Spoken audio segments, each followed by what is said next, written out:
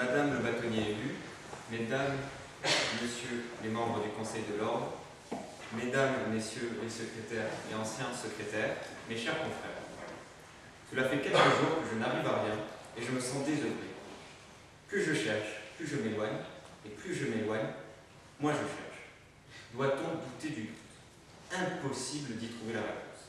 J'ai parfois l'impression que c'est le pied de la lettre qui me botte le derrière. La raison n'y vient pas à bout, et à force d'imagination, je finis par la perdre. Nous les connaissons bien pourtant, ces tournures absurdes. Ce sont les privilèges pour tous, l'histoire du cheval bon marché, les trous et le gruyère. Plus il y a de gruyère, plus il y a de trous, mais plus il y a de trous, moins il y a de gruyère. Donc, plus il y a de gruyère, moins il y a de gruyère. L'un ne va pas sans l'autre, et l'autre s'en va sans l'un. Une rhétorique de l'absurde qui s'active dans un mouvement circulaire, un engrenage infini, une roue libre de tout obstacle. Je plonge la raison dans ce système infernal qui la piège et je suis infecté. L'idée en est le mal, une logique grippée qui dérape et vacille, se cogne contre les parois de l'absurde. On ne peut pas s'en sortir et lorsque l'on prend la porte, elle nous ramène à son seuil. Mes nuits en sont troublées et se répètent par le même rêve. C'est ce rêve que je vais vous raconter. Ce tourbillon hypnotique qui me fait perdre mes sens. Le doute, qui doute, du doute, qui doute, du doute. Lorsque je tente de m'endormir, mes repères s'envolent et je m'enfonce dans le mouvement d'une rêverie incontrôlée, mêlant le doute et l'absurde. J'y suis prisonnier et le claustrophobe que je suis suffoque de son emprise. Le bitume de mes nuits me frappe le visage et me colle à la face.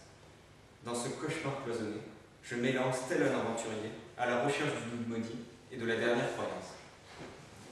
Peut-être qu'en le traquant, en le torturant, en le soumettant à mes caprices et à ma détermination, le doute me montrera sa vraie nature, me donnera la réponse à cette énigme qui le révélera en certitude.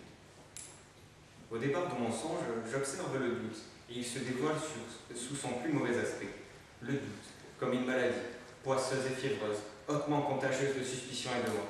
Un ébola intellectuel qui ronge nos ménages comme nos intestins et laisse saigner nos certitudes internes dans une agonie de l'idée.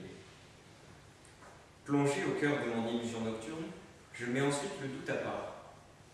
Je l'isole pour observer sa réaction dans la solitude et l'abandon de ses pairs pour qu'il ne soit plus le doute du doute. Mais alors qu'il est abandonné, il demeure le même, seul, il reste sans aucun doute. Je m'attrais alors à le perdre, dans un endroit sale, reclus, infertile, pour que le doute, une fois semé, ne germe dans aucun esprit. Je jette donc le doute à la lune. Mais le voilà dans son génie. Dans la crasse du monde, il se complète, prépare ses dessins de suspicion, guidé par une hésitation certaine.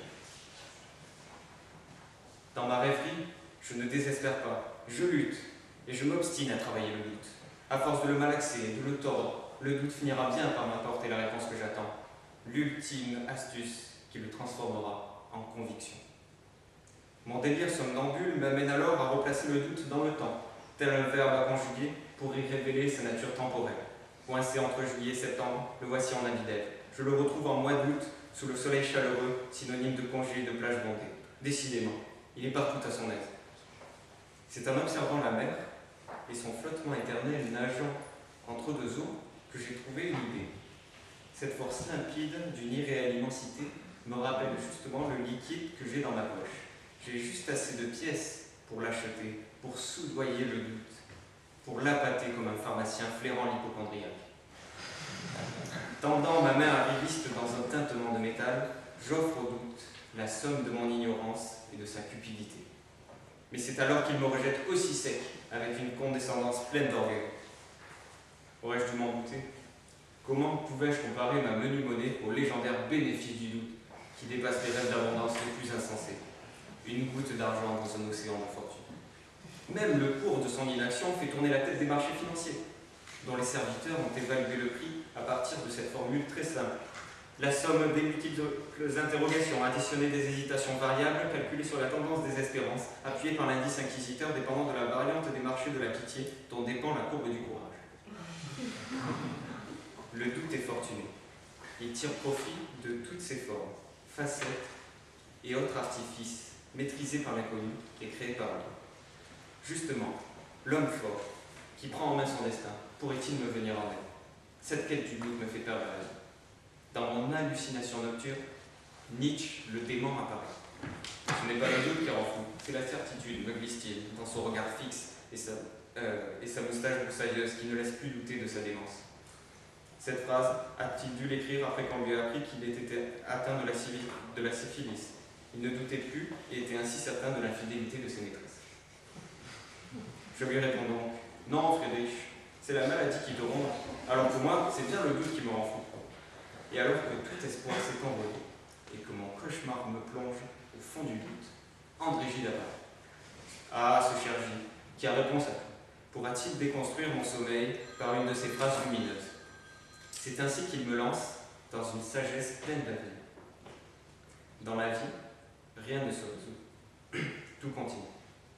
On demeure dans l'incertitude et on restera jusqu'à la fin sans savoir à quoi s'en tenir. En attendant, la vie continue, tout comme si de rien n'était. Tout s'illumine enfin. Je vois clair dans l'obscur, l'ombre du doute s'éclipse, je ne le poursuis plus, mon esprit s'apaise. Dans une sérénité immobile, je le laisse s'éloigner. Le doute disparaît de mes pensées, faisant de mon délire hypnotique un simple cauchemar déjà oublié. Je me réveille alors, l'esprit clair, imprégné de cette révélation. Doit-on douter du doute? À quoi bon trouver la réponse?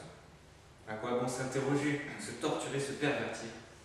Rien ne sortira du doute. Il réapparaîtra, c'est certain. Il émergera à nouveau, c'est bien sûr. Mais il ne restera pas si l'on s'en désintéresse, si on l'oublie.